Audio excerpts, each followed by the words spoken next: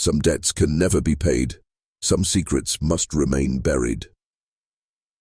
That was the inscription etched inside a rusted silver pocket watch I found under a layer of leaves, deep in the woods behind the Maddox estate. But that's not where this story begins. No. It begins long before I signed the deed, before the ink dried, before I learned what the Maddox heirs had truly left behind. It begins with a lie. You were never meant to hear this. That's not dramatic flair. That's a warning. The land I bought in 1957 had a signature on the surface, a transaction like any other. 5-bedroom Victorian, 10 acres of soil soaked in history.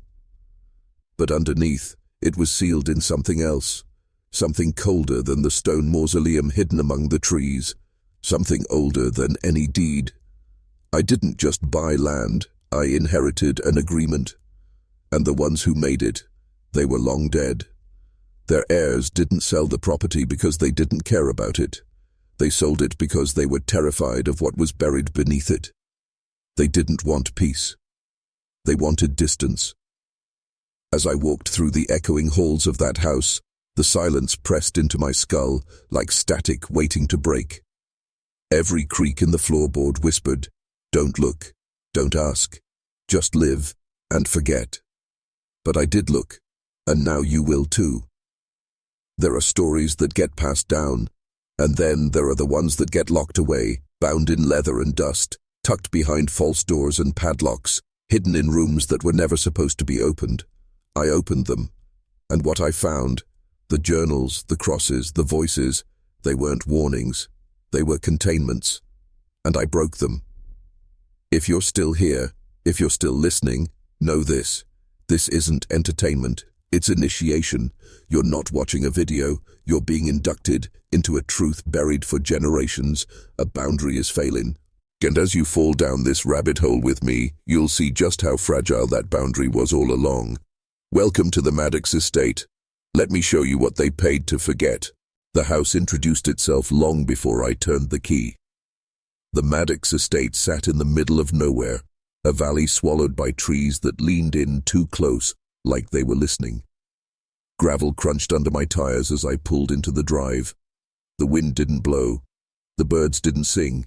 It was quiet in a way that didn't feel peaceful. It felt withheld. I should have known then. The real estate agent, Margaret Keller, wouldn't even enter the house, said she had a cold, said she'd shown it too many times that week, but her eyes told a different story. Eyes that didn't look at the porch, eyes that never once turned their back on the house, as if she feared what might follow. I remember asking, "Aren't you coming in?" She smiled, tightly. "No need. You'll know what you need to know." She was wrong about that, because nothing could have prepared me for the moment I stepped over the threshold. The air inside was heavier, not stale, not musty, heavy, like it was thick with things unsaid. Every room I entered felt paused, as if someone had just left. A faint scent of something sweet, rotting, lingered in the corners. Furniture draped in yellowed sheets looked more like bodies than decor. I explored alone, guided only by her voice from outside. And every time I turned a corner, I expected something, someone, to be waiting. But the house never showed me anything outright. It just let me feel that I was being watched, feel that I was already part of something I didn't understand. By the time I reached the attic stairs, I was sure of one thing. This wasn't just a house. It was a container. And the deeper I went, the more I was unsealing what had been held tight for too long. Upstairs, the ladder to the attic was already down. I hadn't pulled it. It had lowered itself. That was the first real moment I felt fear in my bones. Not nerves, not anxiety, but real biological warning. The kind that says, you are in something else's territory now. Still I climbed.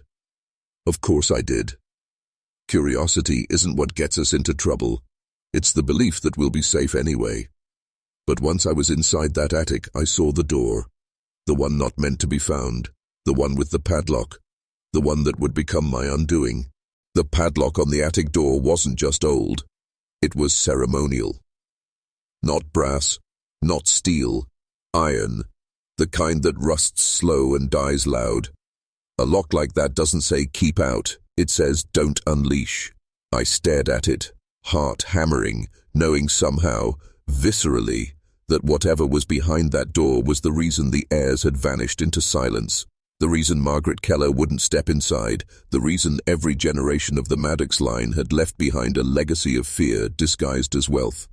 But I didn't break it open that night. I went back down, told myself it could wait. That was a lie. The real reason, I felt watched. Not like someone was there with me, but like someone was waiting for me to find the key, and not just any key, a permission. That night, as I lay in bed, I tried to rationalize the cold weight in my chest. Old houses creak, wind moans, foundations settle, but the footsteps didn't sound like that. They were measured, slow, deliberate, pacing the attic, above my bed, each step landing in the exact same place, back and forth, back and forth. I didn't sleep, I barely breathed, but I didn't go upstairs. Not because I was afraid of what I'd find, but because, somehow, I knew that if I did, I wouldn't be alone. The next morning, the world outside the house felt like another planet. The sun was bright, the wind was warm, birds chirped again like they hadn't the day before. It was normal, but the house wasn't. It stood there, still, unmoving, but changed. Or maybe I was.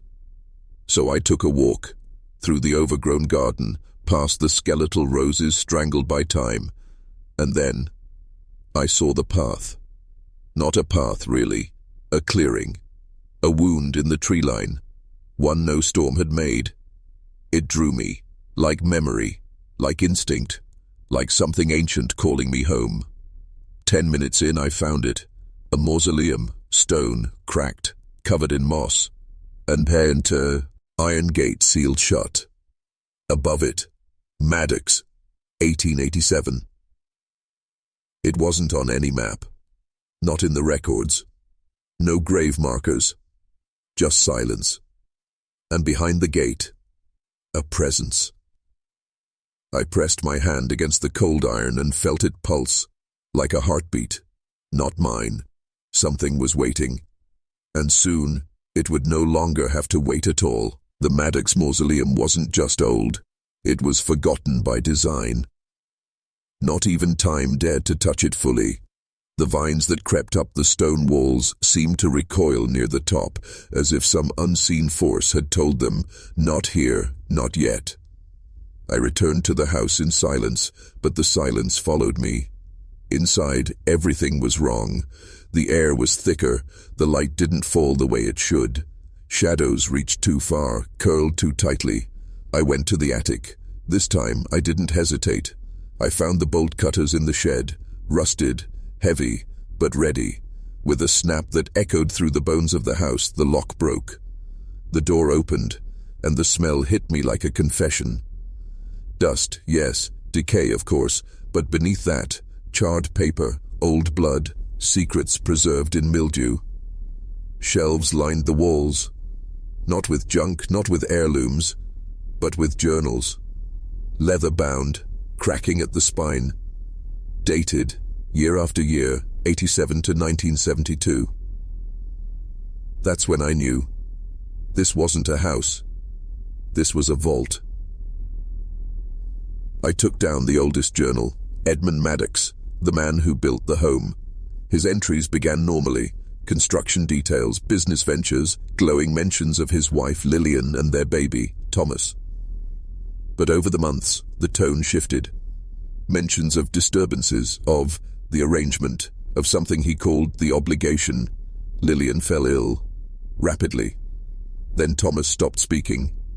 The last entry from 1887, "It is done. God forgive us." That night, as I tried to sleep, the house exhaled around me. Doors opened, then closed.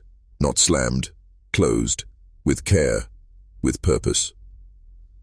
Footsteps walked circles above me in the attic I had just emptied of its silence, and around 3:00 a.m. I heard it. A child's laugh, soft, musical, but wrong, like something trying to sound like joy. I rose, moved to the window, and at the edge of the woods, bathed in moonlight, a small figure, watching, not moving, not afraid. I ran outside, flashlight in hand, but the figure was gone. Only one thing remained. A small white wooden cross, half buried at the forest's edge, paint chipped. No name. I moved the beam left. Another cross, and another. 7 in total. 7. Each perfectly spaced, each marking nothing. Or marking what no one was supposed to remember. The Riley children. The debt. The buried sin. I didn't sleep the rest of that night. I sat by the fire, journal on my lap, replaying every word Edmund Maddox had written, not just what he said, but how he said it. By morning, I understood something critical. The Maddox house wasn't haunted in the way people imagine. It wasn't creaking floorboards and flickering lights. No, this was engineered, inherited, and maintained. Whatever had happened in 1887 had never ended. It had just been deferred. I went back to the attic at sunrise. This time I brought a notepad and started cataloguing the journals one by one. The handwriting changed over time, from Edmund to his son Thomas, to William, and finally to Richard Maddox. Each generation had kept the tradition alive. Each had referenced the same words. The arrangement. Our obligation. The price. I opened a journal from 1921. Thomas Maddox had taken over by then. Father never spoke of the arrangement directly, but he left instructions, payments, dates, markings. The boundary must remain intact. Boundary? Was that what the crosses were? A barrier, a containment line, and if so, what was it containing? I flipped through more entries. 1943, William Maddox. Langford sent word. The usual sum, adjusted for inflation. He says it's enough. I'm not so sure. Something watches from the trees now. Mother hears it at night. She whispers to the window when she thinks I'm asleep. Langford. The name from the pocket watch. The name from the law firm. The one who started it all. The entries grew darker the closer they got to the 1970s. Richard Maddox's handwriting became frantic, erratic. They want more. It's no longer satisfied with coins and contracts. Last night I heard scratching on every window, even the attic, even the cellar. I reinforced the symbols, but I think we're out of time. I remembered what the realtor said. The house hadn't been live, but in since 1972. The Maddox family never came back. They left something behind, and now, I'd taken possession of it. Not just the land, not just the house, the arrangement. I was the new keeper, whether I knew it or not, and worse, whether I agreed to it or not. This wasn't just a real estate deal. This was an inheritance of guilt, a covenant in blood, and I had signed on the dotted line, without ever asking what it was I truly bought. The following night, something changed. I had grown used to the creaks and groans of the old house, even the cold spots, the whispers just out of earshot. But this time the presence wasn't subtle, it wasn't suggestion, it was undeniable. It started just past midnight. I had returned to the journals, desperate to understand the full scope of what I'd inherited. I was reading Richard Maddox's last known entries when the lights went out again, not flickered, died, as if the house itself had exhaled and killed the power in one breath. Then came the knocking. Slow, rhythmic. It didn't come from one place, but everywhere at once. The kitchen, the parlor, the attic above.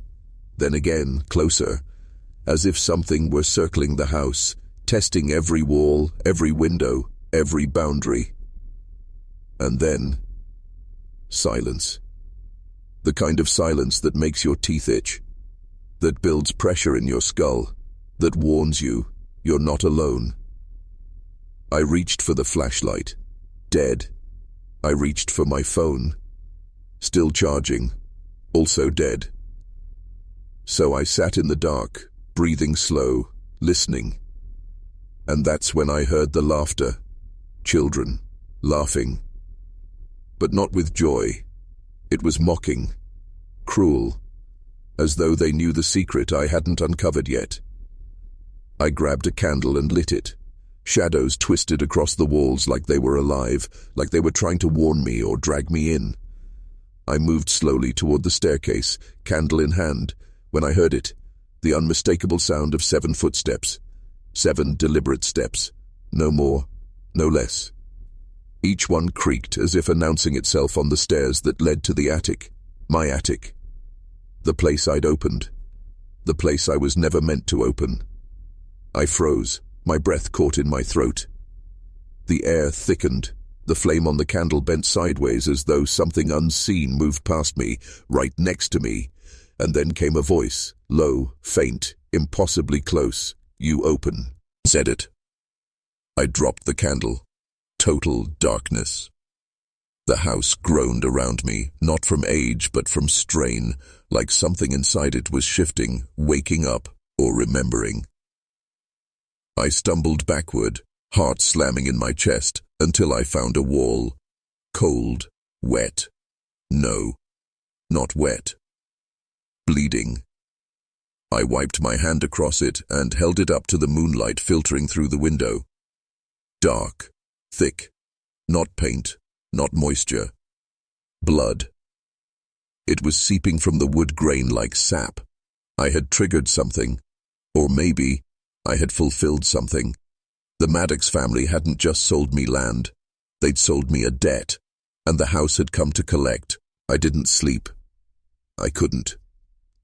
Instead, I sat in the corner of the library with a fire poker in one hand and a Bible I found in the attic in the other, not because I believed it would save me, but because it had belonged to Edmund Maddox. His name was written inside the front cover, along with a date. December 22nd, 1887, the day after the accident, the day after the arrangement was sealed. The scripture inside had been underlined heavily, violently, like a man on the edge of sanity had clung to these pages as a last tether to his soul. Ecclesiastes, Revelations, Psalms about judgment and blood debts, and in the margins, a phrase repeated over and over again. The line must hold, 7 for 7, until the soil forgets.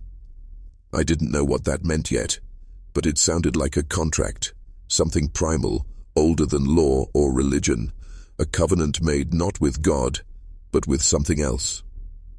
At dawn, I returned to the attic. I opened every journal I could, looking for one thing: what happened to the Riley children? What happened after the crypt was sealed? That's when I found a small, leather-bound notebook wedged behind the others, different from the rest. It wasn't written by a Maddox. It was the confession of Samuel Langford himself. He hadn't just handled the legal affairs of the Maddox family, he'd engineered the entire arrangement. The collapse, Langford wrote, wasn't an accident. The Riley children had been sacrificed. Not murdered with malice, but offered, as part of an old rite, dug up from ancient texts left behind by settlers before the area had a name, a rite that required innocence, that required 7. The Maddox mine was a cover, the collapse a stage, the bodies, not unrecovered, but intentionally interred beneath the property in a crypt shaped, not by grief, but ritual geometry. Langford claimed this act had purchased protection, not just for the Maddox family, but the entire valley. He wrote that something lived beneath the land, something that had once been worshipped by indigenous tribes, then buried and forgotten until Maddox dug too deep, and the blood of children was the only currency it understood. 7 to seal it, Langford wrote, 7 crosses to mark the line, renew the offering when the boundary weakens, or all will be reclaimed. I dropped the notebook. This wasn't about guilt or superstition, this was about control. A system older than government, a shadow arrangement passed through whispers and handshakes. The Maddox heirs hadn't abandoned the house, they'd escaped it. I should have burned it then. The house, the journals, the crypt, everything. Instead, I did what men do when they're staring at something too enormous to comprehend. I convinced myself I could master it, that I could understand it. That knowledge was power. But this knowledge wasn't power, it was a curse. That night, the house shifted. I don't mean in a metaphorical way. I mean the walls moved. I had just finished boarding up the attic door, heart still pounding from what I had read, when I heard the unmistakable sound of furniture dragging across the floor on its own, from the second floor, then the third, then silence. I walked through the house slowly, carefully, flashlight trembling in my hand. The air was thick, not just cold, but charged, like the moment before a lightning strike. That's when I saw it. The floorboards on the second floor landing had split apart, not cracked, peeled like flesh revealing bone. Beneath them, not joists or support beams, but stone. Polished, black, reflective. It wasn't part of the house's original foundation. I checked the blueprints later. It shouldn't exist. I stepped onto it, and it felt like standing on ice. Every breath I took echoed as if the air around me was suddenly hollowed out. And then I heard the whispers. Children's voices. But not crying, not laughing. Chanting. A rhyme in a language I didn't know, but understood. Deep down in some ancient part of me that never had a name. A memory, not my own. 7 syllables, repeated over and over. Sivan Kaldu, Sivan Kaldu. I ran. Down the stairs, out the front door, into the garden, panting, sweating, shaking. And there, standing between the overgrown roses, was a man in a black suit and wide-brimmed hat, not watching me, not threatening me, waiting. His eyes were hollow, not empty, but filled with something that watched from the other side of the e-glass. I told them it wouldn't hold, he said. Too many years, too much blood. Then he nodded at me. You broke the seal when you signed the deed. You own it now. All of it. I shouted. Who are you? What is this? He stepped backward into the shadows and whispered, 7 for 7. Now it's your turn.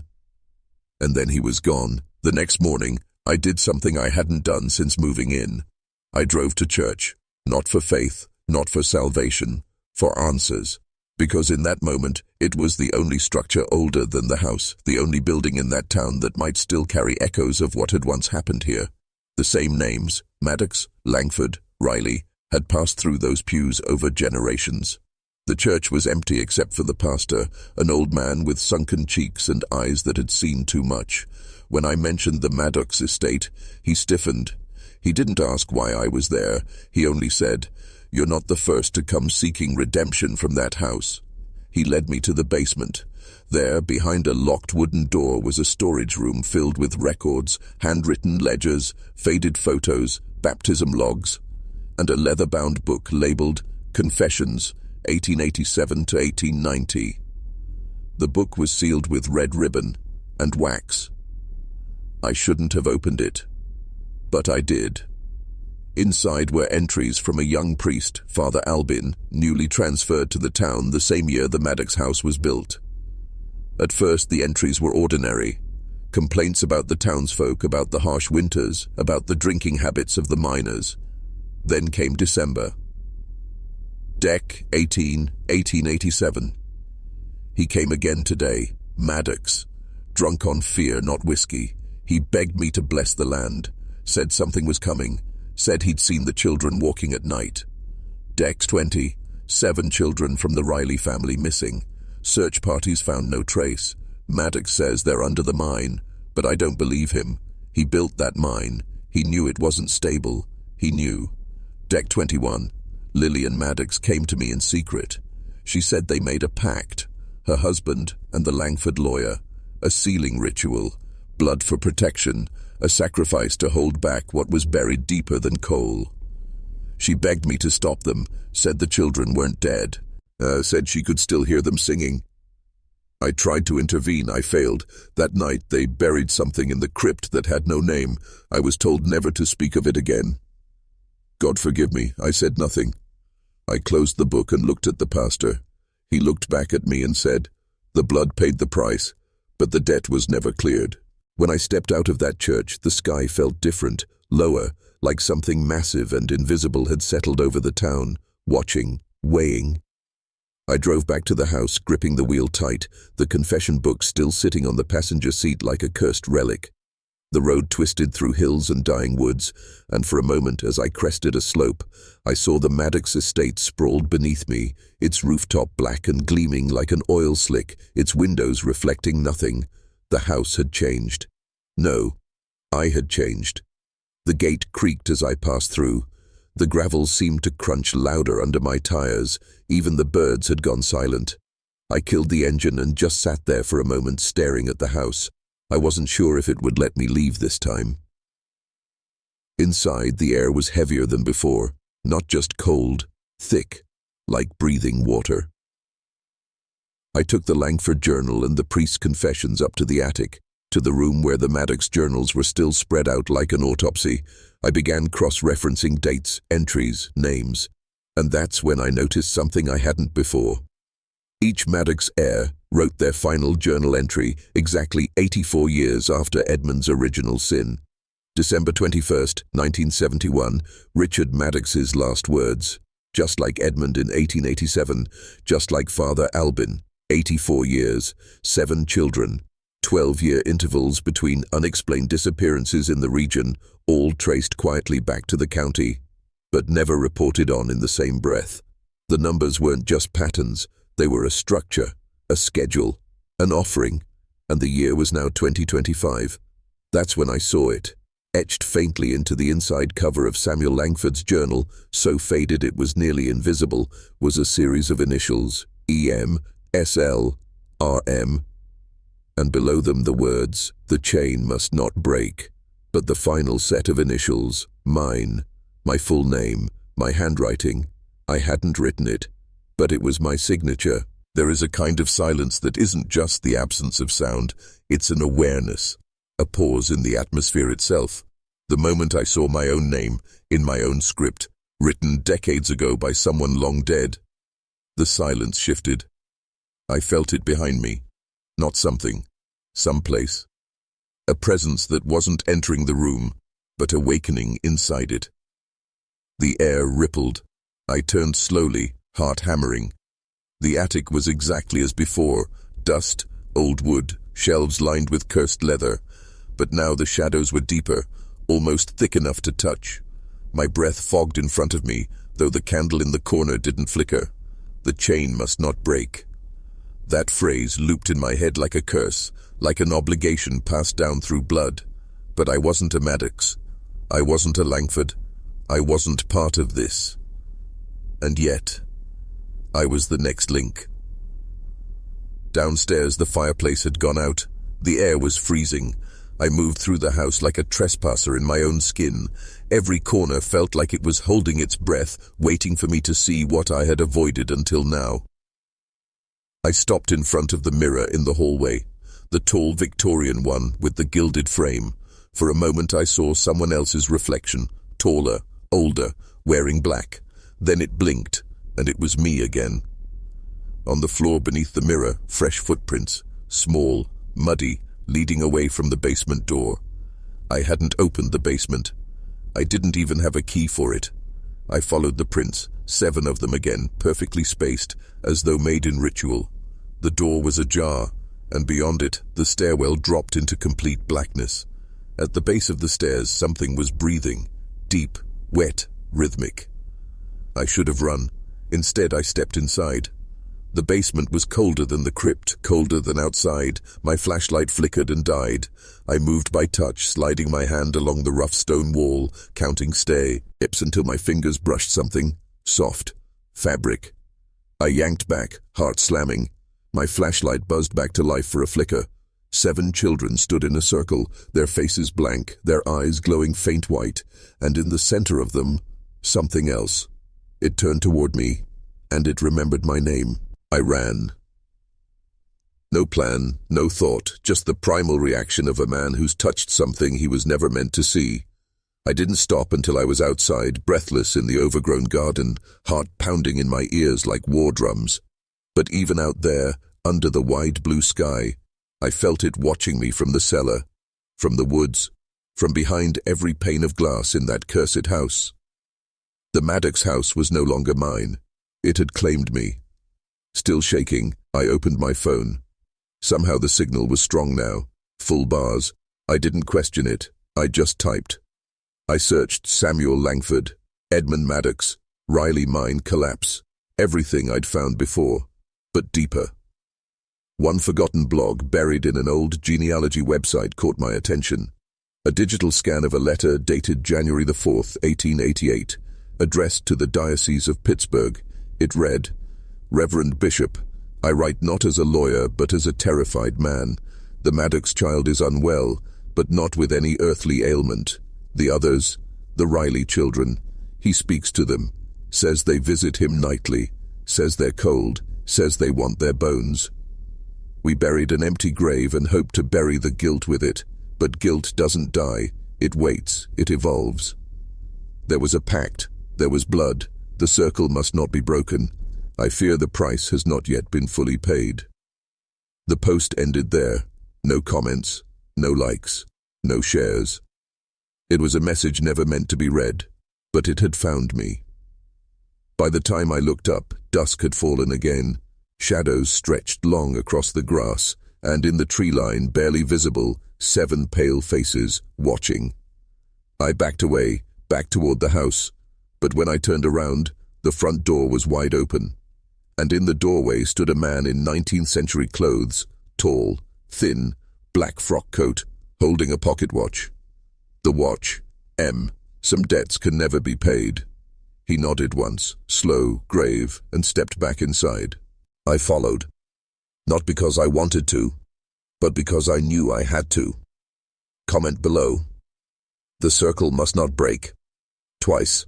Once for the truth. Once for the price.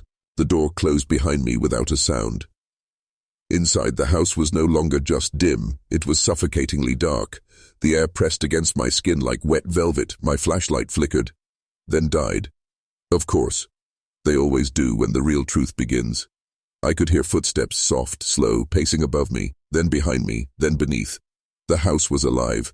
It knew me now. I called out, "Who are you?" And a voice, not a child's, not an old man's, but something ancient and fractured, answered from the shadows.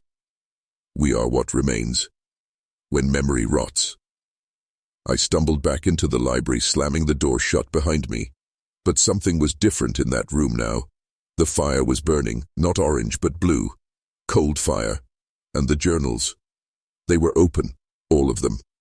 As if someone, or something, had been reading them in my absence. I moved toward the desk and saw that a single passage had been circled in blood-red ink. December 21st is not a date. It is a door. It opens every 84 years, and every 84 years, something comes through. I counted backward, 1971, 1887. The pattern was clear. 2021 would have been the next opening, but nothing happened then, unless my arrival was the trigger. The ink circled another line. It must be sealed by the blood of the landholder. Me. I remembered the journal in the crypt, Langford's journal. The last thing I read before the panic drove me from that place. It said the Maddox estate was cursed because of a binding ritual gone wrong. A debt paid with the souls of the Riley children, bound to the property in exchange for Maddox's rise to power and Langford's protection. A secret contract of blood, silence, and consequence. And now the heirs were gone. The lawyer had abandoned ship. And I was the last signature on the deed. I wasn't just the owner. I was the final payment. A gust of wind slammed open the windows, scattering papers across the room. I grabbed the closest journal, shielding the candle flame with my hand. Another entry. If the circle breaks, the past will walk again. Upstairs, I heard the creak of the attic ladder falling into place. Whatever lived in that house, it was waiting for me, and I, God help me, was going up there. The climb to the attic felt like ascending the gallows. Each step groaned beneath my weight, as if protesting what I was about to do. The air grew colder, not just temperature, but presence. Heavy, watchful, as if the walls themselves were holding their breath. The attic door was open, not wide, Just enough to say, "You're expected." I pushed it the rest of the way with the back of my hand, not daring to enter fully. My candle barely lit the space, casting long, uncertain shadows that moved when I didn't. Then I saw it, on the far wall, a chalk circle. Fresh, not decades old, days old. Inside the circle, 7 small handprints. Surrounding it, 7 white wooden crosses, carefully placed in a ring. And in the center, the pocket watch. M. Some debts can never be paid. The moment I stepped closer, the flame of the candle died, snuffed like a breath across a match. Darkness fell like a curtain. And then they were there. Not ghosts, not memories, not echoes. They were real. The 7 children. Muddy, pale, dressed in clothes from another century, but wrong. Off. Their eyes too black, too deep, like wells with no bottom. They did not blink. They did not breathe. They stared at me, not pleading, not accusing. Waiting. Then the boy, Thomas Riley maybe, stepped forward and pointed behind me. I turned. There, etched into the wooden beam above the attic entrance, was the symbol again. A circle with a line through it, but now it was glowing, faintly, fading. The boundary. It was failing. That's what Jenkins meant. That's what Langford tried to stop. And I realized, too late, that the children were not the curse. They were the seal. They had been trapped here, not to punish, but to protect. And now, because of my ignorance, they were free. The boy dropped the watch at my feet. It hit the floor with a metallic snap, and the attic shook. The walls groaned. Somewhere, in the distance, I heard a roar, low, ancient, not human. Something else had been waiting beyond the boundary. And now, the final lock had broken. I was not the sacrifice. I was the key. And I had just opened the door. I ran. Down the attic stairs, through the second floor, leaping steps 2 at a time. I didn't care what I knocked over, what I broke, only that I escaped. But even as I descended, the house changed. The wallpaper warped. The floors groaned under a pressure they shouldn't feel. The air turned thick, like breathing through ash and sorrow. And behind me, footsteps. Not the soft patter of children this time, but something heavier. Something that didn't belong to anything human. It moved like it had never moved before, and hated the sensation of freedom. When I hit the first floor, the lights flickered violently. I reached the front door and yanked at the handle. It wouldn't budge. Locked, sealed. I pulled, kicked, slammed my shoulder into it until pain shot down my arm. Useless. I wasn't just inside a haunted house. I was inside a container. One the Maddox family had spent nearly a century maintaining, not to preserve a legacy but to hold back something unnatural. I collapsed against the door, panting, listening. Silence. Not peace, not rest. The kind of silence that comes just before an ambush. Then I heard it. A voice. Faint. Whimpering. "Don't let it out," it said. I turned toward the staircase. One of the children, a girl, Abigail Riley, stood halfway down the steps. Her form was flickering like a candle in wind. "Don't let it out," she repeated, weeping now. I stepped forward. "What is it?" She looked at me, eyes too deep, voice too old for a child. The debt was paid in blood, but they wanted more. They always do. Behind her, darkness gathered, like a living thing. It pulsed. It breathed. And then, it reached out. A tendril of shadow grabbed the girl and yanked her into nothingness. I screamed. And above me, something laughed. Not a child. Not human. Not from this world. The sound was older than language, soaked in mockery and power. It filled. The house like smoke fills lungs, suffocating everything. I stumbled backward and landed beside the fallen pocket watch. Still ticking. Tick. Tick. Tick. No battery. No gears. Just memory. And warning. The door behind me clicked, unlocked. But I didn't move, because I finally understood. This wasn't about the Maddox family anymore. This wasn't about guilt or buried secrets. It was about containment. And I had already broken the seal. I stepped outside. Not because I was brave, not because I felt safe, but because I knew if I stayed another second, I wouldn't leave at all. The front porch was bathed in morning light. The birds chirped. The breeze rustled the trees as if the world hadn't just split open behind me. But the house, it watched me. I could feel it. Eyes behind windows, breath in the floorboards, rage in the walls. I turned the pocket watch over in my hand. The inscription again. Some debts can never be paid. Some secrets must remain buried. SWL. Langford knew. He knew what this was, and he left this behind because the Maddox family wasn't just paying to cover up a tragedy. They were making offerings. Blood offerings. The crosses at the edge of the woods. The symbols carved into the door. The childlike apparitions. The journals that whispered obligation, payment, price. This wasn't a haunting, it was a pact. A ritual bargain forged in desperation, maintained through generations, and violated the moment I walked through that door. And now it wanted something else. Something new. Me. I sat on the porch, staring at the tree line. The 7 white crosses glowed faintly in the morning sun, like silent sentries. But they weren't protecting the house. They were protecting the world from the house. I thought back to Jenkins, the lawyer. His last words. Burn it to the ground. Don't spend another night there. And then it hit me. Fire. That's why the family never restored it. That's why no one lived there. That's why the attic door was locked. Not to keep anyone out, but to stop something from getting free. I stood up. My hands were trembling. I wasn't going back in for my things. I wasn't going back in at all. But as I turned to head to the car, I froze. All 7 children stood in a line at the base of the steps, staring up at me. No movement, no expression. Just hollow eyes, dripping grief and warning. Abigail stepped forward.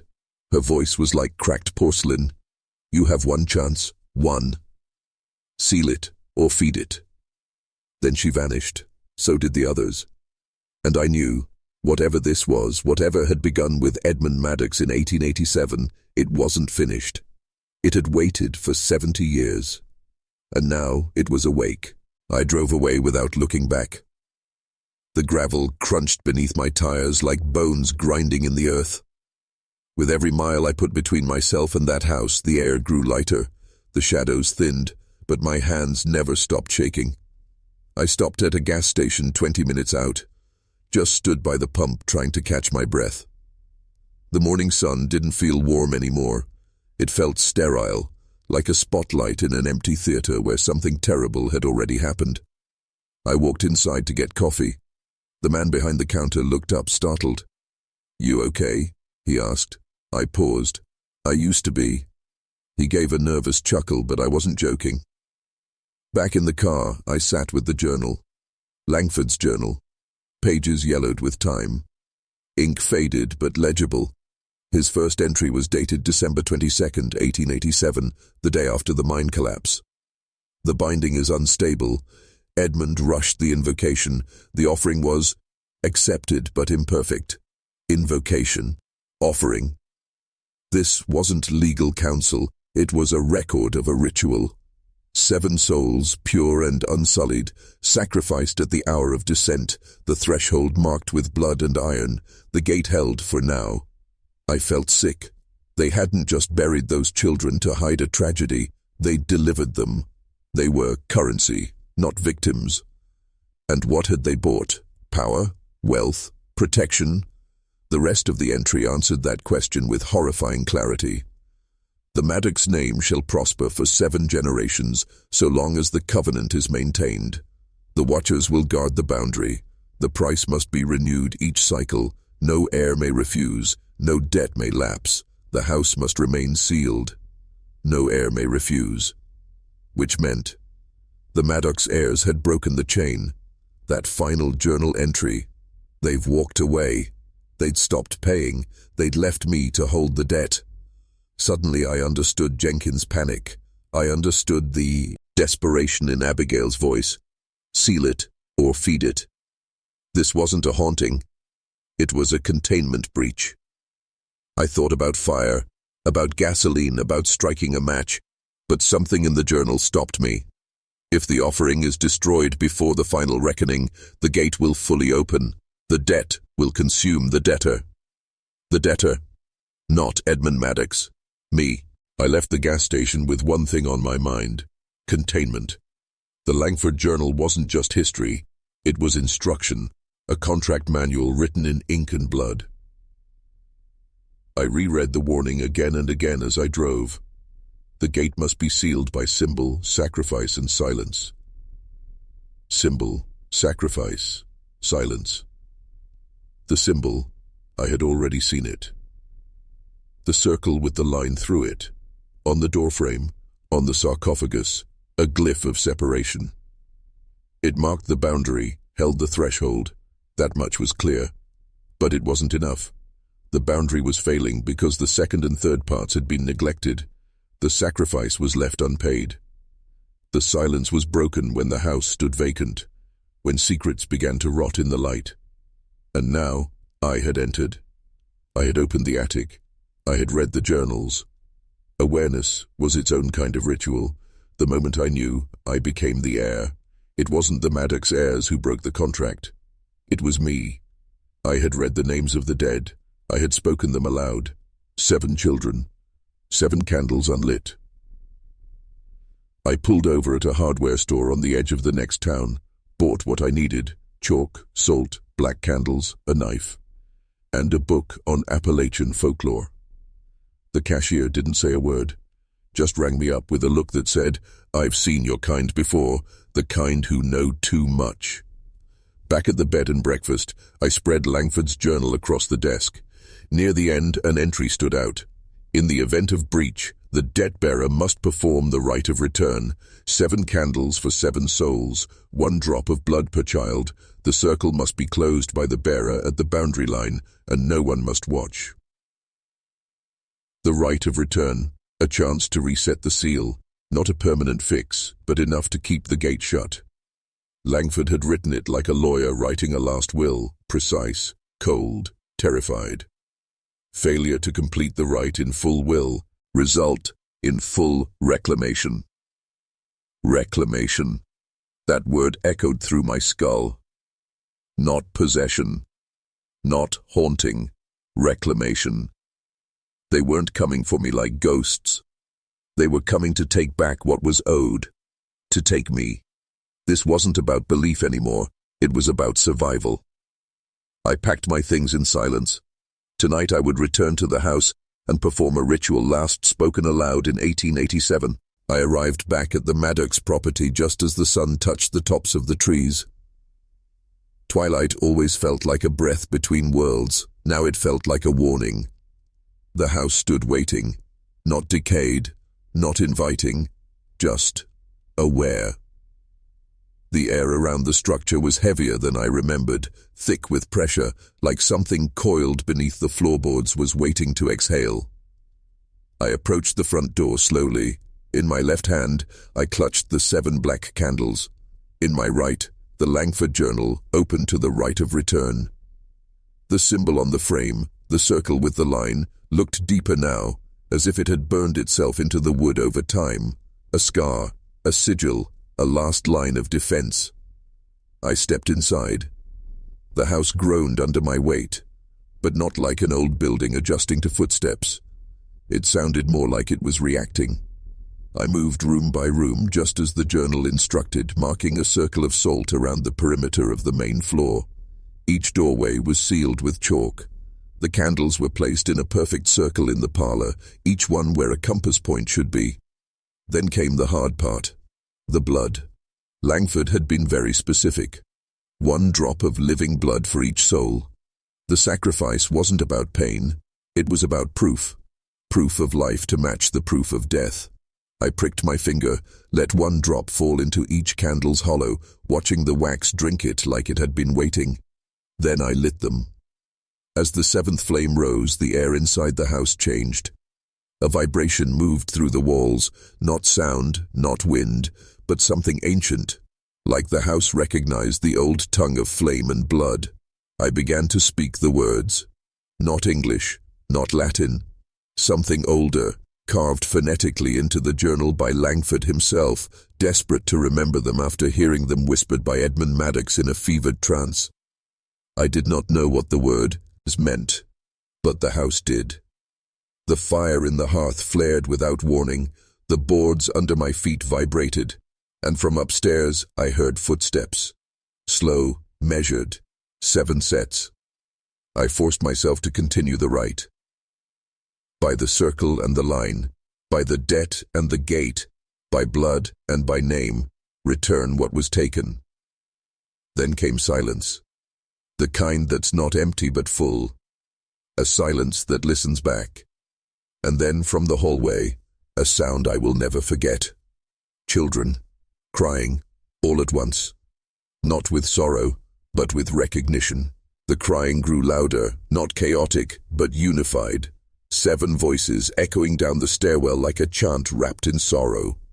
They were no longer shadows in the woods, no longer glimpses at the edge of reason. They were here. I turned toward the staircase. The candles behind me flickered violently, reacting to the pressure in the air, like they were being tested or resisted. And then the first child appeared. He didn't walk.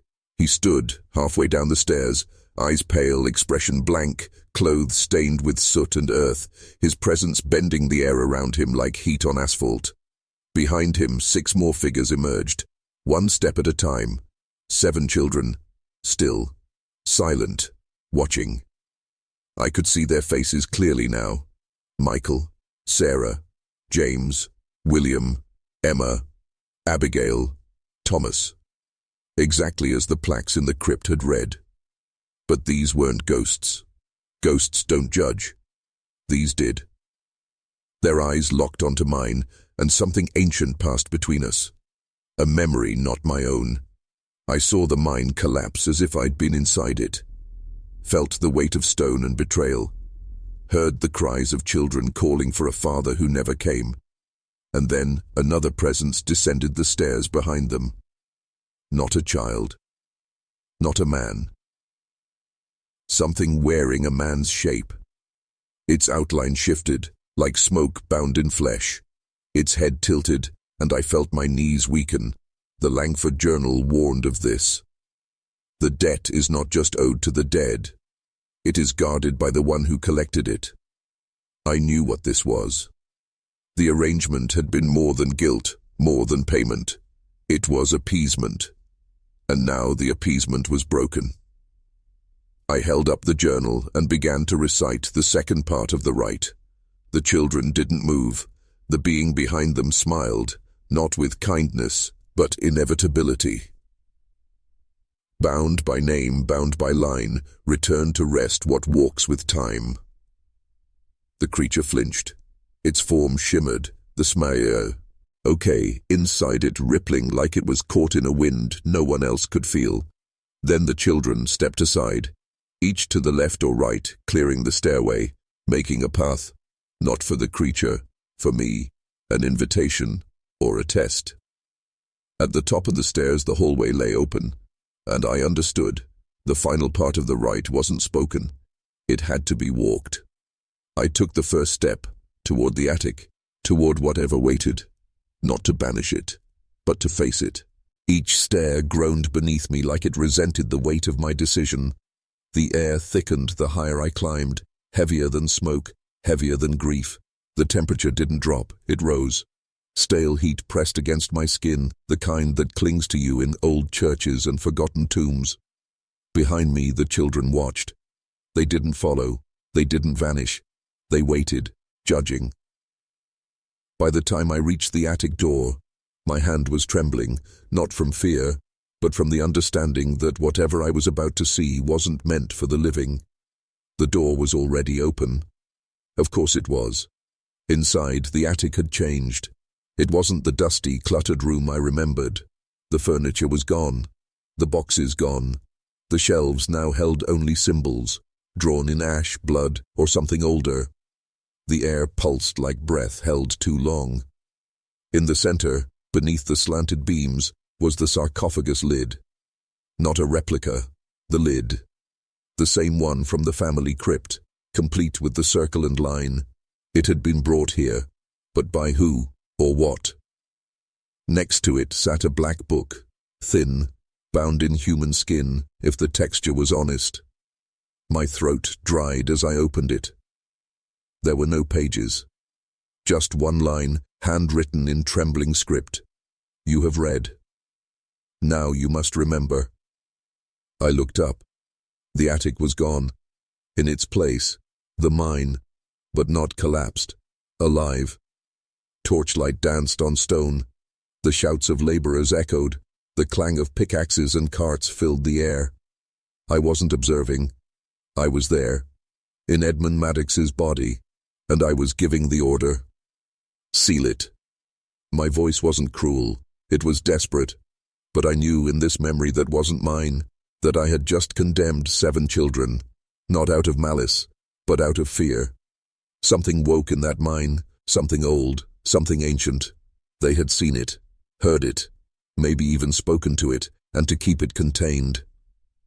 I had to bury them, alive.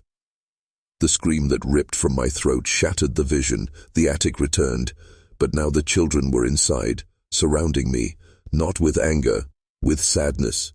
One of them stepped forward, Emma. She held out a key, small, rusted, old, the final key, and as I took it, I heard the voice again. Not the children's, the other voice. Memory is payment. Now you owe more. The attic door slammed shut behind me. Not with wind, with will. I turned, but the key Emma had given me was gone, already absorbed into my pocket like it had always been mine. I was no longer afraid in the traditional sense. Fear had given way to a heavier emotion, knowing. And once you know, you can never go back. I made my way down the stairs with the weight of memory in my bones, past the hall where shadows waited in corners, listening. The house no longer creaked. It didn't need to. It was awake now. I stood before the cellar door. The key turned without resistance, though I hadn't touched the lock. The moment it clicked, a sound like distant thunder echoed from beneath the floorboards. The cellar had always felt too deep for the size of the house. Steps descended far longer than they should have, the air becoming colder, wetter, older. The walls wept moisture. Mold shaped itself into faces that vanished when I stared. At the bottom I found a second door. Steel, reinforced, not made in 1887.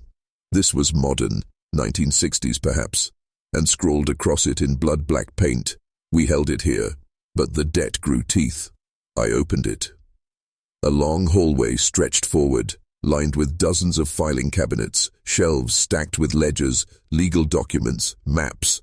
At the center stood a stone altar, carved with the same circle line symbol. Bound to it by rusted chains was a book, larger than any I'd seen in the attic.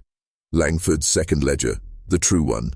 The one that wasn't meant for courtrooms or banking records. I touched it, and my vision split. I saw generations of Maddox men, bargaining, weeping, signing blood pacts by candlelight. I saw children watching from the woods, never aging, never speaking. I saw Samuel Langford, hollow-eyed, carving the circle into his own chest as protection. And I saw the thing they had locked away. It had no name, only form. H. Human outline made of screaming shadow and hunger. It had emerged from the mine during the collapse, not an accident, but a breach. The Riley children had seen it. It had taken them. The Maddoxes had paid for their silence, not to the family, to it. The boundary, the arrangement, the crypt, the crosses. It was never about guilt. It was about containment. But now, the payments had stopped. The heirs had fled. The house had found a new owner. Me. And as the vision faded, the altar cracked. The chains split. Something moved in the dark. The book fell from the altar and hit the floor with a sound far too heavy for its size. The silence that followed wasn't empty. It was waiting. The temperature in the cellar plummeted. My breath came out in clouds. The air was thick with something older than rot, older than language. The walls began to pulse like they were alive, breathing in tandem with a heartbeat I could feel in my chest, but not my own. Then came the whispering. Not from behind me, not from ahead, from below. The cracks in the stone floor widened. Something slick and black began to ooze from between the slabs, slow, deliberate, like fingers testing the air. The same voice that had called Emma was now calling me. Debt is inherited, payment is blood. I backed away, heart racing, eyes scanning the cellar for anything I could use. A lantern flickered in the corner, old, maybe gas-powered. I grabbed it and lit it with trembling hands. The flame cast long shadows against the shelves, and that's when I saw the names. On the cabinets, on the files. Mine, my birth certificate, my parents' mortgage records, a report card from the 3rd grade. Pages and pages of my life, documented, catalogued, filed under continuation of obligation. I had never even heard of the Maddox family before buying this house. But they had heard of me. They'd selected me. I wasn't just a buyer, I was an offering. The book on the floor trembled and opened on its own. Pages flipped rapidly, revealing diagrams of rituals, symbols etched in skin, bloodlines traced back centuries. The Maddox family wasn't just wealthy, they were curators of a debt older than the nation itself, a covenant of containment inherited through land and name. And now, that covenant had passed to me. Above me, footsteps thundered across the 1st floor, then the 2nd, doors slamming, voices screaming in a language I'd never heard but somehow understood. The entire house was responding. The chain had been broken. The barrier was failing. I ran, up the stairs, through the stone corridor, back into the cellar stairwell, but with each step the walls whispered, "You opened the door. You accepted the deed. You are the Maddox now." And as I reached the top, the house locked itself. The front door wouldn't budge. Not with the deadbolt, not with my shoulder, not even with the iron poker I'd grabbed from the fireplace. Every window slammed shut at once with a sound like a gunshot, the glass trembling, not from impact, but as if the house itself was breathing against them. This wasn't panic anymore. This was entrapment. The Maddox estate had chosen me, and now it was claiming me. I ran to the library where I'd left the journals scattered across the floor. Pages now fluttered on their own, caught in a wind that didn't come from any open window. Edmund Maddox's handwriting stared back at me, line after line of prayers and warnings.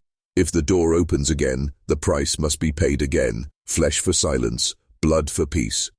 I threw the journals aside and opened the Langford journal again. The pages were stiff with age but unmarred, until I reached the final one. Blank. And then, before my eyes, letters began burning themselves into the paper in real time. You are now the keeper. You are now the chain.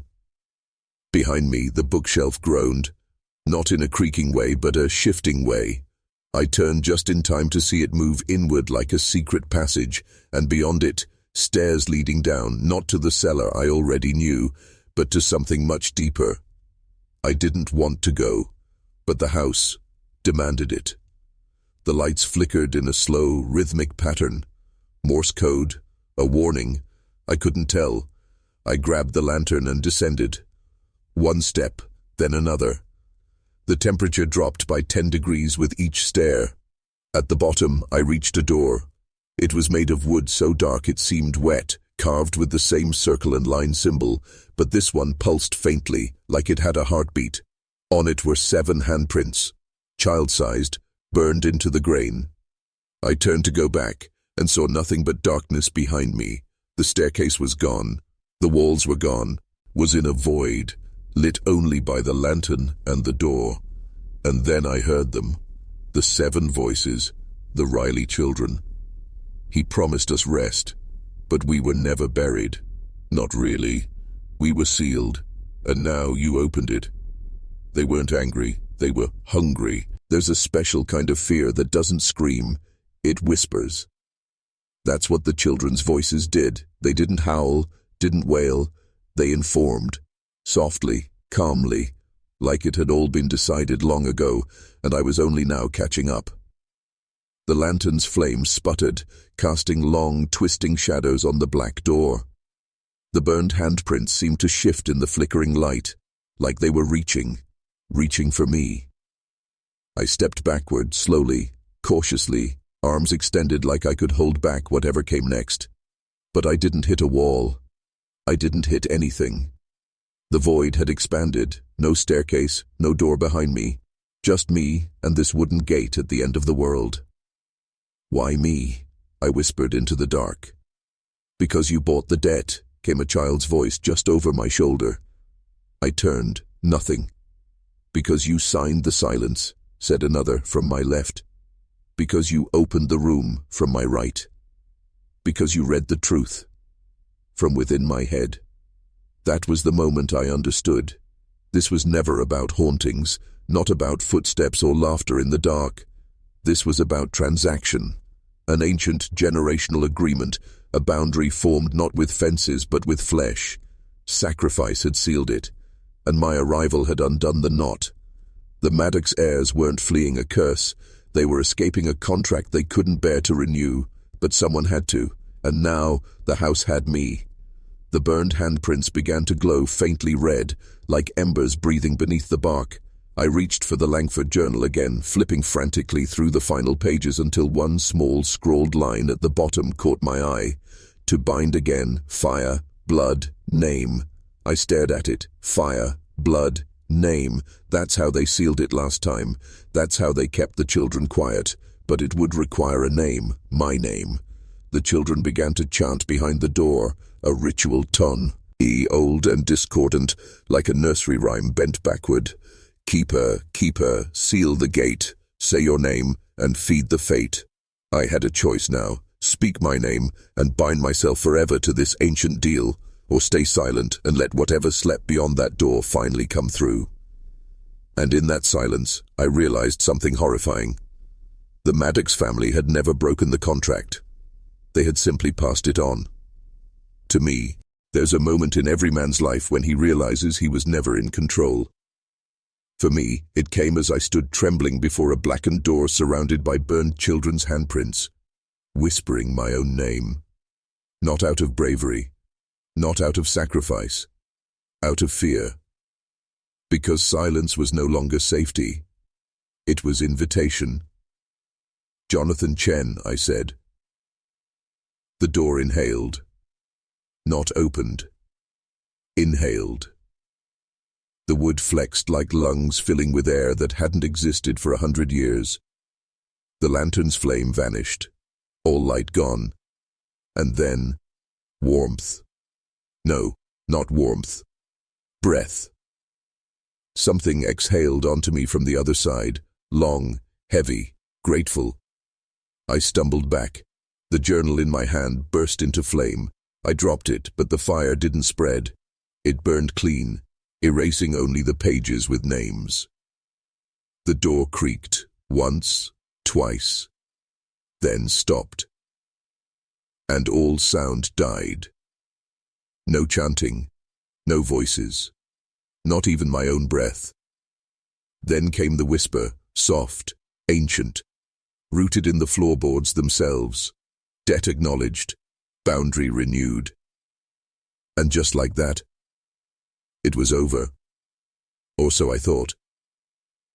The attic reappeared around me. The staircase, the flickering candlelight. I was back. The blackened door, gone. In its place, a smooth wooden wall, as if nothing had ever been there. But I knew better.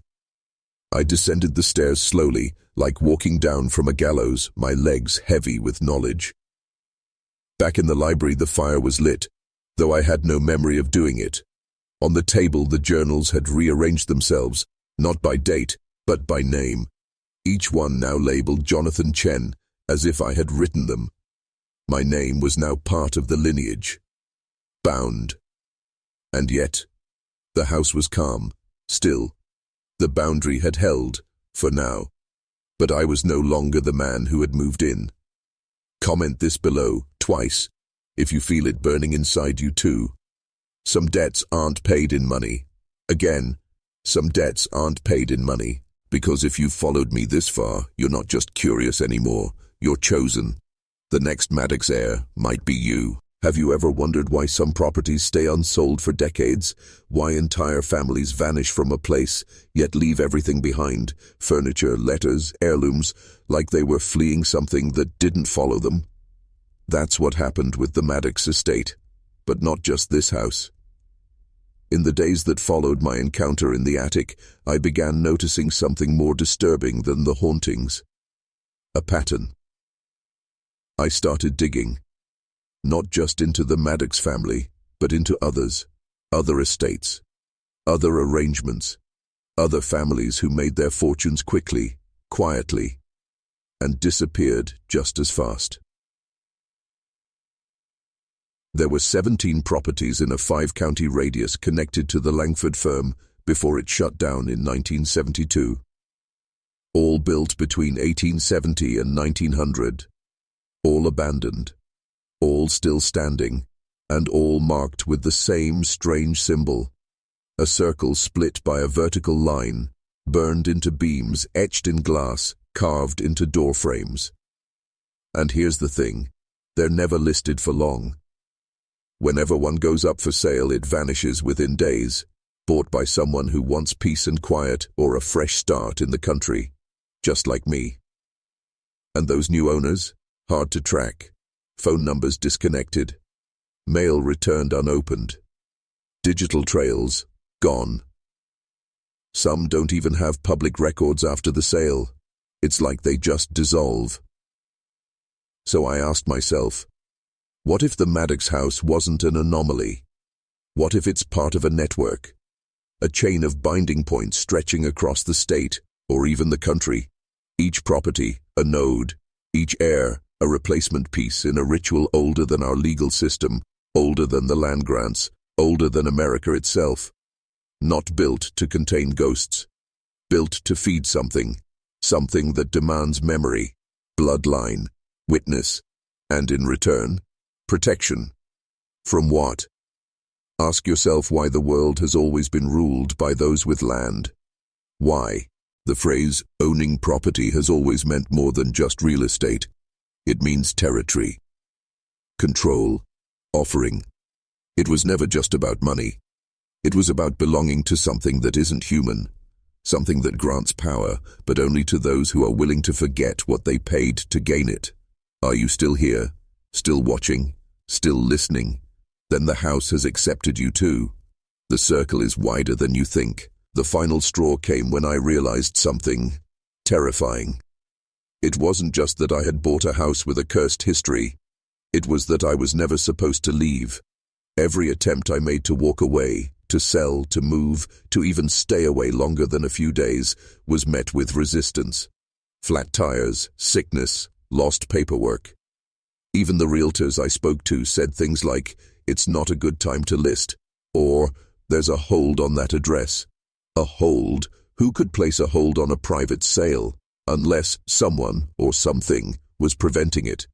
And when I looked closer, I found legal clauses in the deed I hadn't noticed before, bizarre language buried in the fine print. Right of tenure may not be surrendered before the cycle is resolved. Cycle? Tenure? This wasn't a property transfer, it was a contract, signed not just with ink, but with presence, with awareness. That's when I understood what Langford meant in his journal when he said, "The chain must not break, lest the breath of the valley spill outward and consume." The boundary wasn't just between me and them. It was between this world and the other one, and we, the owners, were not protectors. We were barriers. Human seals, and the more I knew, the harder it became to resist the pull. The house began adapting. Photographs I'd never taken appeared in drawers. Letters in my handwriting, but written in a dialect I didn't recognize, showed up on the desk. And at night, when I'd try to sleep, I'd hear my own voice speaking from downstairs. Reading from journals I'd never opened, reciting names, some dead, some not yet born. That's when I realized the worst truth of all. I hadn't discovered the Maddox family's forgotten history. I had become it. And now, so have you. You've listened. You've watched. You've witnessed. Comment below. The boundary must not break. The boundary must not break. Let the Fatan know you're awake. Let the others watching you right now know that you're not a passive player anymore. You're marked. You're inside. Shall we go deeper? It's said that houses remember, but some dream. And this one, this Maddox estate, was still dreaming of the night it was born. The night Edmund Maddox signed the original pact. The night the mine collapsed. The night 7 children were buried, not just beneath the earth, but beneath a curse. Langford's journal explained it plainly, but horrifyingly. The mine was merely the vessel. What they unleashed was older than stone, hungrier than time. It required 7, 1 for each gate, blood for silence, and in silence, profit. 7 souls, 7 gates, 7 decades of payments. The house wasn't haunted because of what had happened there. It was haunted because of what was promised. The Maddox line was never about inheritance. It was about containment. Each generation charged with keeping the boundary sealed through ritual, silence, and sacrifice. And now the heirs had abandoned their duty, fled overseas, sold their birthright and their curse to a stranger, to me. And the journals weren't just history. They were instructions, warnings, chains, and every time I read another line, I bound myself tighter to it. Langford had written something else near the end of his book, a line that had burned into my brain. The land remembers, the bones echo. If the blood stops paying, the watchers will wake. That's what the footsteps were. That's what the laughter was. That's what the 7 muddy footprints meant, circling my kitchen like a ritual sigil drawn in dirt. They were waking. Not ghosts, not memories, but watchers.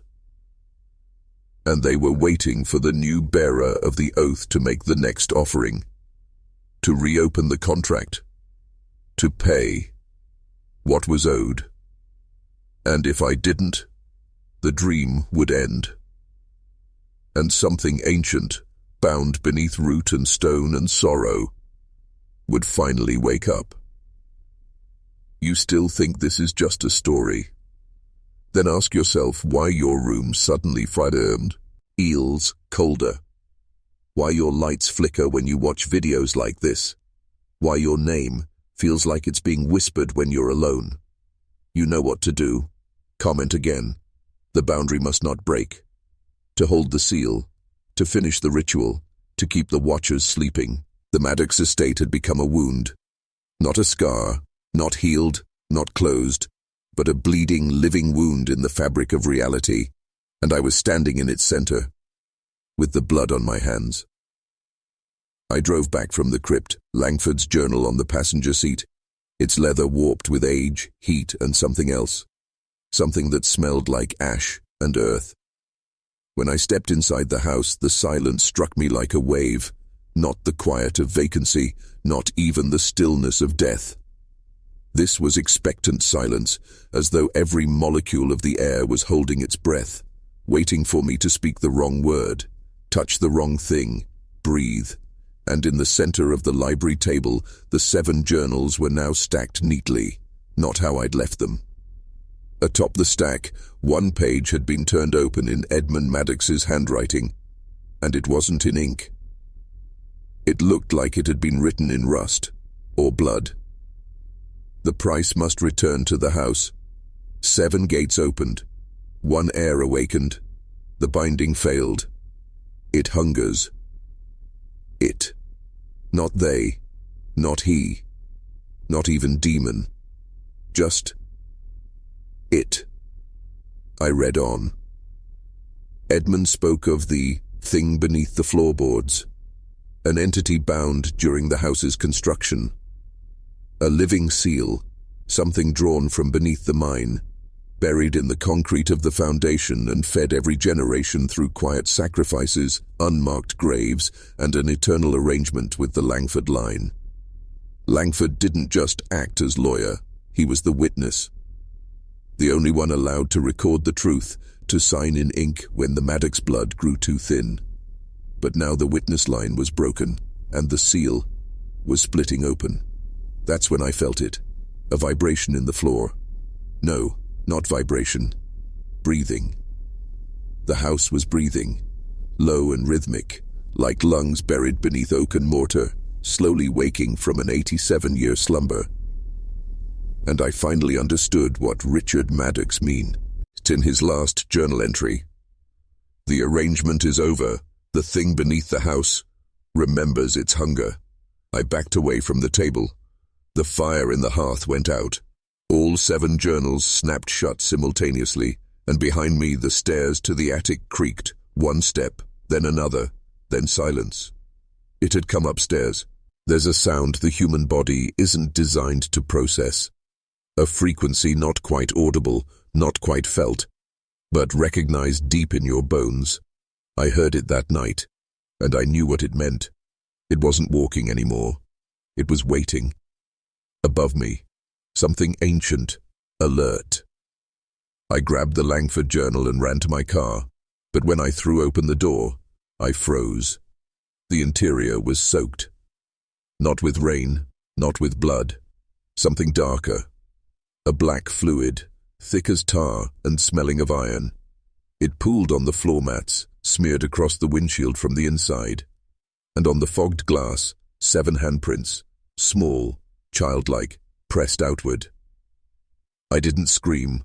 I couldn't. My voice belonged to the house now. I turned back toward it, that looming Victorian silhouette against the dusk.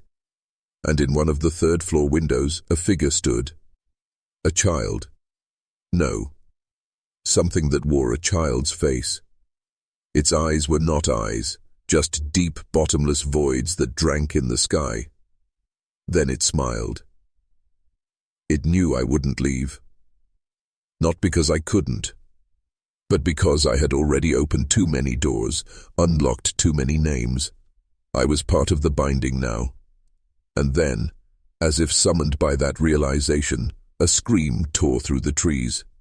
Not human, not animal, something in between. The kind of sound the earth makes when it remembers who was buried and why. I stumbled back, clutching Langford's journal, flipping madly through the pages. And there, written near the end, a single phrase repeated over and over. The seal is memory, the gate is flesh, the debt is never paid, the blood remembers, the blood remembers, the blood remembers. And there it was. The command it gave him. The reason Edmund, Thomas, William, Richard, all of them, stayed. The house does not forget its owner. The house chooses, and I had signed my name, not in ink, in blood, in witnessed intent. Now I was the final Maddox, by possession, by sacrifice. That's when the basement door creaked open.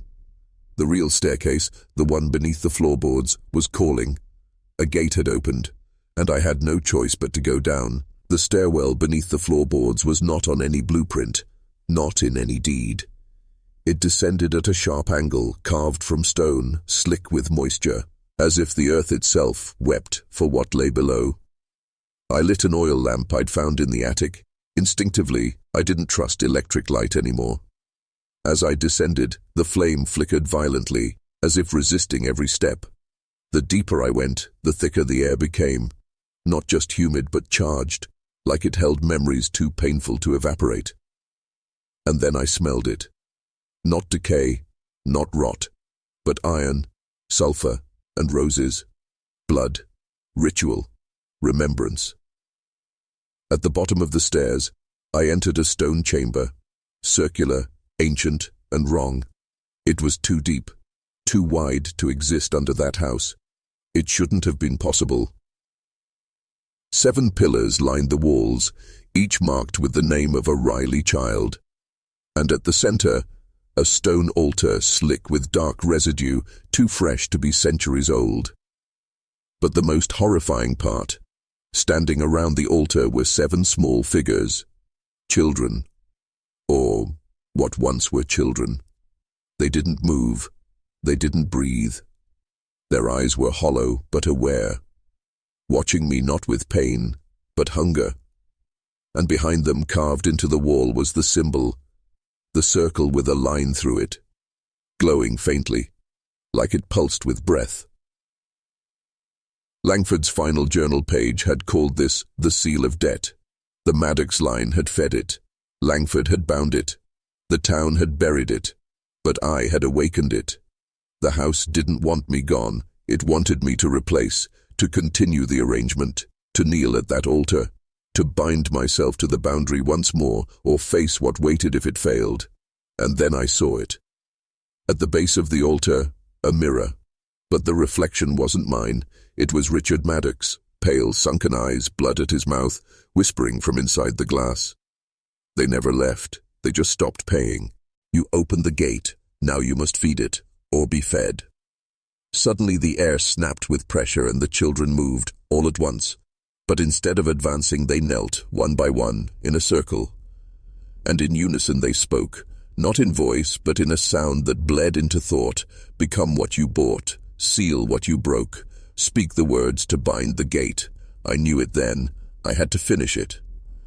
But to do so, I had to remember the name, the real name of what slept beneath Maddox ground.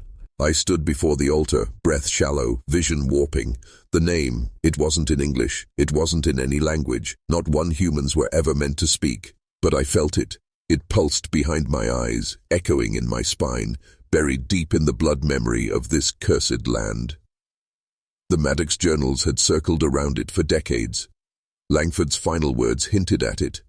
And now it came forward. A name spoken only in silence, understood only when you've paid enough to deserve the truth. I stared at the flickering stone, the reflection of Richard Maddox still writhing in the mirror. The children's hollow eyes watched, not pleading, demanding. And from my own mouth, without volition, I whispered the name. Kerazet. The walls shook. The flame in my lantern died. The chamber breathed. It wasn't a demon, not in the way myths tell it. Kerazet was a contract made flesh, a hunger forged by guilt, fed by memory, and bound by names forgotten. The 7 crosses weren't graves, they were anchors. The journals weren't stories, they were scripts of containment. The Maddox fortune wasn't wealth, it was tribute. I looked down at my hands. They were bleeding, not from wounds, from the price of knowledge. I understood now.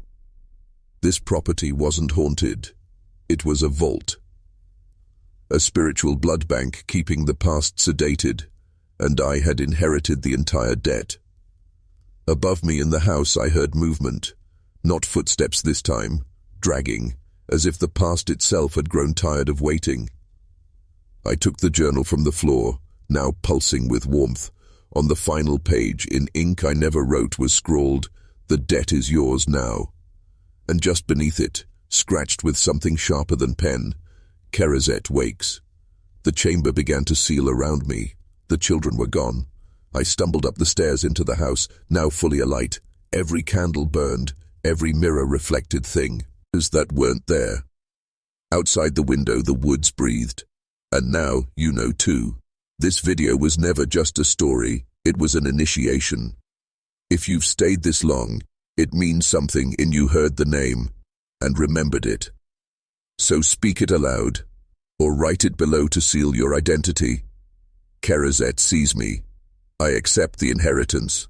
Kerazet sees me. I accept the inheritance. Once spoken, you can't unknow it, but if you don't, well, the debt always collects, and next time, it might collect you.